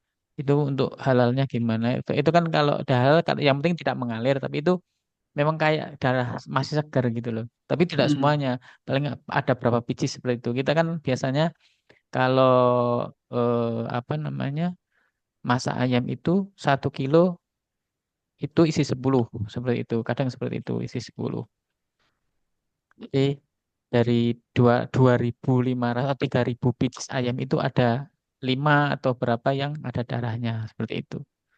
Itu sudah matang, Pak, atau sebelum Udah dimas darahnya di luar apa dalam daging, Pak? di dalam di dalam daging, tapi di sisi-sisi apa namanya tulang. Jadi tidak di dalam tulang, tapi sisi tulang gitu. Seperti kalau orang bilang katanya kurang mateng atau gimana seperti itu. Ataupun kalau kurang mateng juga itu tentang halal haramnya gimana, atau harus memang mateng sekali atau setengah mateng boleh atau gimana. Seperti itu nganu Yai. Oke. Itu salah satu sebab kenapa mak saya itu nggak mau makan ayam sampai sekarang. Iya. Karena dapat berkat, ternyata masih ada darahnya dikit gitu dalam. Betul. Ya, kalau dia darahnya di dalam daging, maka itu termasuk dimaafkan ya. Tapi kalau darahnya masih di luar, nah itu kalau ketahuan maka dan dia terus diolah dengan kesengajaan, maka itu menyebabkan najis di tempat lain. Nah, kalau sayur kuah kan susah untuk mengambilnya. Iya. Jadi kalau dalam hadis itu kalau ada bangkai di mana margarin atau di apa, kalau dia kering maka diambil, kalau di liquid atau di cair ya harus dibuang. Nah, ini yang makanya hati-hati saat pengolahan ya Pak Johan ya. Iya, Pak. Ini di SPBG apa di rumah? Di SPBG, Saya di rumah juga ada, sudah punya, terus tapi ini di SPBG-nya. Iya. Ini sih Pak. Tapi kan silakan. darah dalam daging tuh ada juga yang istilahnya mioglobin ya Pak ya. Mioglobin itu memang di dalam daging itu ada darahnya. Cuma kalau di dalam tulang itu ada urat-urat nadi yang kayak gitu kan Pak. Kalau urat nadi itu memang darah Yang murni. di bawah sini ya, di bawah Iya. sayap itu biasanya ya. Ya, itu kan urat nadi. Kalau dari urat nadi memang darah murni. Tapi kalau memang dari dagingnya itu, daging itu masih ada kayak cairan-cairan merah. Tapi kalau misalnya ayam ini kan termasuk daging putih ya kayak gitu, Kak. Kadang ada yang apa itu mungkin bekas pukulan itu Memar darahnya ya. itu pecah, memar sampai mewarnai ke daging-dagingnya kayak gitu. Nah. Tapi kalau saya memang apa kadang bisa membedakan kalau yang satu dari pabrikan besar itu minim sekali seperti itu. Tapi kalau dari industri rumahan itu banyak. Apa karena juga kalau di pabrik besar itu kan cara motongnya juga sudah kaki di atas, kepala di bawah. Jadi untuk penirisannya itu maksimal. Tapi kalau di industri rumahan kan setelah dipotong hanya dilempar Pak. Dilempar aja seperti itu. Iya betul ya. Iya. Seperti itu. Gimana itu? Kalau di apa halalnya itu umpama di industri rumahan itu kan dilempar itu seperti kotor lagi, itu juga atau pengaruh penilaian di halal haramnya juga enggak Pak Yai? Jadi kalau dia darah beku kayak tadi yang memar, yang penyembelihan di RPU yang mikro, dilembar-lembar, atau yang darah di dalam pinggir tulang itu yang termasuk tadi sel warna merah itu ya, mioglobin itu termasuk yang tidak masalah ya. Tapi kalau dia darah mentah ya, yang sisa blooding, pendarahan, nah itu termasuk yang najis ya. Dan itu membahayakan ya kalau kita konsumsi. Kalau yang mioglobin dan darah memar itu infonya sih tidak membahayakan. Seperti itu ya, Mas Andi ya? Ya, enggak Pak. Seperti itu. Oke, silakan yang lain. berikutnya, Bapak dan Ibu. Bu Umi mungkin? Dari Medan, Pak. Ya, Arsik ayam. apa? Oke. Arsik ayam. Karsik, Arsik, arsik. arsik. Seperti apa itu arsik ayam? Arsik tuh kayak itu bisa ayam atau ikan.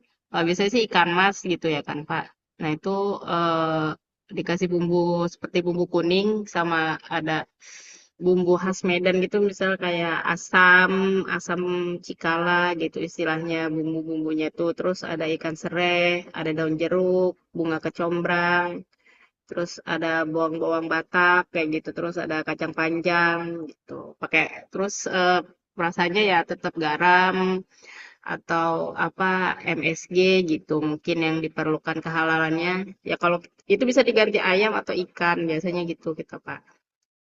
Itu sih Hmm. insya Allah halal gitu. Untuk suplai daging ayam lancar nggak di Medan? Di Medan sejauh ini kita pakainya kalau yang UMKM sih ada sih, cuman mahal sih Pak, memang dinaikin Pak, mahal banget, di atas 40. Tapi ada, pasti ada ayam. Cuman sejauh ini kita baru mintanya yang udah halal tuh dari CP Pak. Emang Hmm. perusahaan besar.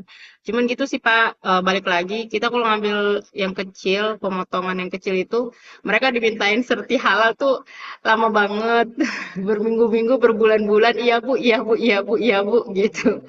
Tapi kalau yang gede, memang harusnya kan dengan UMKM ya Pak ya, maksudnya yang sekitar daerah gitu. Tapi kalau CP kan mereka langsung bisa sertifikat halal, NKV lengkap gitu. Nah itu masih jadi rantai ini apa? Maksudnya rantai apa ya ibaratnya? Kita harusnya sebagai dapur tuh kan SPG mengikutinya. Kalau kebijakan dari presiden kan harusnya pakai UMKM atau pemotongan daerah sekitar. Tapi ya begitu, karena kita ini di daerah Medan, ya saya khususnya gitu, maksudnya di dapur saya yang daerahnya itu agak mengarah ke Brastagi, jadi dekat dengan Batak-Batak Karo, jadi makanan-makanan seperti BPK dan sejenisnya itu tuh banyak di sekitar dapur kami gitu, Pak. Jadi ya saya lebih memilih yang sudah jelas gitu halalnya gitu. Walaupun mungkin kalau dari segi juknis di BGN sendiri prefernya harus rekomendasi ke RPH atau pemotongan hewan yang sudah halal gitu. Tapi mereka pun kalau yang ke RPH pun mereka ya nanti Bu, nanti Bu, nanti Bu begitu Pak ininya suratnya gitu kalau diminta yang halal gitu kan. Karena kan Kalau secara meragukan. Di kalau secara sini harga kalau masalah harga saat ini di atas 40 sih Pak, sampai 45 per kilo. nggak dengan CP murah mana? CP kita ambilnya lebih murah CP sih sedikit Pak. Oh gitu ya. Ya mungkin tapi mungkin dari segi ukurannya gitu CP itu lebih seragam terus dia nggak yang besar-besar banget gitu. Kalau dari ini kan mungkin ada yang ukurannya lebih besar-besar gitu. Kalau CP ada yang mungkin sekitar 900 itu harganya lebih murah sih Pak dikit. Sedikit lah 1.000 2.000 sebenarnya gitu. Dan lebih jelas halalnya gitu. NKV juga sudah mereka sudah memiliki gitu. Tapi kalau RPH ini beberapa kita pakai supplier langsung ke yang mereka datang ke dapur kita, Pak tolong ya sertifikat halalnya, udah minta nomornya, Pak tolong ya sertifikat halalnya, tolong ya sertifikat halalnya itu capek Pak. Nah, banyak yang bandel deh orang Medan ini, makanya kita sedikit hati-hati dan terus kalau ini kan MBG lagi disorot banget gitu, apalagi beberapa sekolah yang notabene Muslim, mereka banyak yang menolak di sini gitu. Ya, nah salah satunya dengan halal ini, ya sebenarnya mungkin tadinya juga saya sendiri pribadi, MBG gitu kayaknya enggak deh gitu. Tapi setelah melihat karena di sekeliling ini tuh memang banyak yang nonisnya, kita kan dekatnya ke Batakaro gitu, Brastagi gitu. Jadi memang banyak yang nonis di sini. Jadi kayak udah panggilan aja, aduh kayaknya harus deh ini halal gitu. Karena di dapur lain mungkin bisa jadi bagian dari ahli gizinya itu mungkin nonis atau apa kurang bisa apa ya menggolkan tujuan halal ini gitu loh Pak gitu diragukan gitu takutnya kan mereka seperti itu gitu sih Pak. Oke, tidak hanya di Medan sih. Problem Iya, di SPBG secara umum adalah rantai pasoknya ya. iya, Pak. Itu gini sih sebenarnya pengen kasih masukan juga gitu. Maksudnya karena kemarin pun kami sudah dikumpulkan SPG se-Medan Kota dan Deli Serdang itu untuk ke situ gitu arahnya ke UMKM itu. Tapi memang balik lagi pelaku usaha ini yang penting uang gitu, Pak. Masalah regulasi mereka ya kalau kami sih menurut kami kenapa nggak di list supplier mana yang sudah ada yang sering dipakai setiap dapur gitu ya ibaratnya menjemput bola gitu. Jadi diiniin halalnya. Kalau nunggu mereka ya kita nggak tahu sih Pak kehalalannya gitu aja Pak gitu. Karena kan apalagi kalau saya di sini karena saya mengalami sendiri kalau di daerah lain mungkin yang banyak non Islamnya mungkin atau di Sulawesi atau di mana mungkin bisa jadi seperti itu gitu. Karena kalau di daerah saya kan Medan itu memang ya jual babi, jual kepala anjing tuh udah biasa di depan dan radius sekilometer, 1 kilometer tuh udah ada Pak. Kalau dari dapur saya gitu. Jadi ya memang harus sedikit agak ketat sih. Saya ketatkan gitu untuk halalnya. Kalau oh ya sudah Pak, kalau nggak bisa kita skip kita cari produk apa supplier lain saya gitu. Gitu sih Pak. Anjing dimakan juga ya sama mereka ya? Ya, anjing, ular, babi, dan itu kepalanya udah biasa aja deh di pasar, Pak. 1 kilometer dari sini pasarnya. Makanya kayaknya harus agak ketat ini halalnya di sini gitu. Iya, iya, iya. Oke, makasih Ibu Umi. Yang lain silakan, masih ada waktu 5 menit. Berikutnya silakan Ibu Rida mungkin.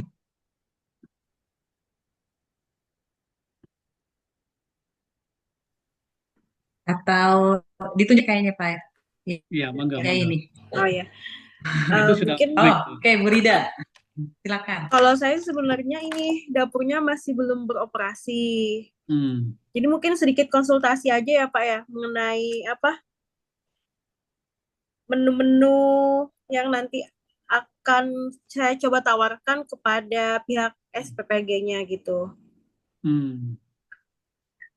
Mungkin kalau dari saya sendiri kan di Banjarmasin itu dia punya ciri khas beras sendiri ya Pak ya. Dia berasnya ada punya beras sendiri dan biasanya tanpa label halal dan lain-lain. Nah, itu kira-kira masih aman ya Pak ya untuk digunakan? Kalau beras dia selama tidak ada pengolahan dengan penambahan bahan lain masuk aman kategori positive list, masuk dari tidak wajib sertifikasi halal. Oh iya. Soalnya kita di sini Pak rata-rata apa namanya yang punya sawah itu memang langsung jual langsung karungan gitu. Dan rata-rata kan orang-orang kampung, orang desa gitu. Daerah mana Banjarmasin yang ada sentra beras itu? Kenapa Pak? Daerah Banjarmasin mana yang ada sawah beras itu? Anjir, Sungai, gambut, Pak. Pak. Anjir, gambut. Ya. Dan biasanya kalau beras-beras apa namanya orang Banjarmasin tuh mereka suka pakai berasnya sendiri. Jarang yang pakai beras-beras dari Jawa gitu. Kayak lopo ijo dan lain-lain jarang mereka. Apa? Karena Beda kualitas? beda Pak. Beda Kualitasnya rasa, biasanya lebih apa ya? Lebih kalau bahasa Banjarmasin itu bahasa kalsunya karau kata orang. Dia lebih karau Beras lah pera. gitu. Oh, sama dengan Padang ya, beras pera ya. Oh iya. Nah, Padang itu ada beras Solo itu pera juga ya. Berarti insya Allah halal ya Pak ya, dan tidak apa-apa, tidak ada ininya. Oke. Mungkin itu aja sih Pak, kalau dari saya yang saya tanya, konsultasikan. Oke, ya. Baik, berikutnya Bapak dan Ibu. Silakan Pak Johan, mungkin Pak. Saya sudah tadi. Oh sudah ya Pak Johan? Iya, tentang ayam Oke, yang. baik. Oh iya. Iya, Benar. siap. Selanjutnya mungkin Bu Putri, boleh Bu Putri?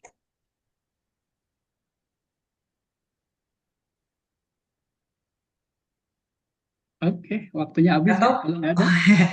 ya, closing statement mungkin Pak Yai. 1 menit. 1 menit. Wah, statement. Closing statement. Oke. Posisi Bapak Ibu sebagai penyelia halal ini sebagai pintu terdepan ya, palang pintu di dalam memberikan jaminan kehalalan bagi umat ya, apalagi ini bagi MBG. Jangan sampai produk atau menu yang disajikan, yang dibagikan kepada anak-anak kita itu ada keharamannya. Nah, itu bisa secara agama bisa dosa besar itu ya. Maka kehati-hatiannya dan tentu kejeliannya serta keaktifannya di dalam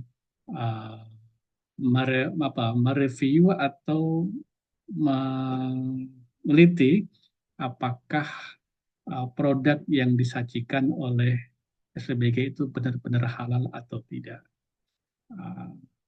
Maka amal ibu sebagai penyelia halal ini luar biasa. Pahalanya tidak hanya gajinya ya, semoga gajinya juga besar, tapi pahalanya yang paling besar karena menjamin produk halal itu ya luar biasa. Saya kira itu Mbak Ayi, dan dari saya terima kasih atas kesempatan di siang hari ini. Semoga bermanfaat dan mohon maaf atas segala kekurangan. Assalamualaikum warahmatullahi wabarakatuh. Waalaikumsalam. Waalaikumsalam warahmatullahi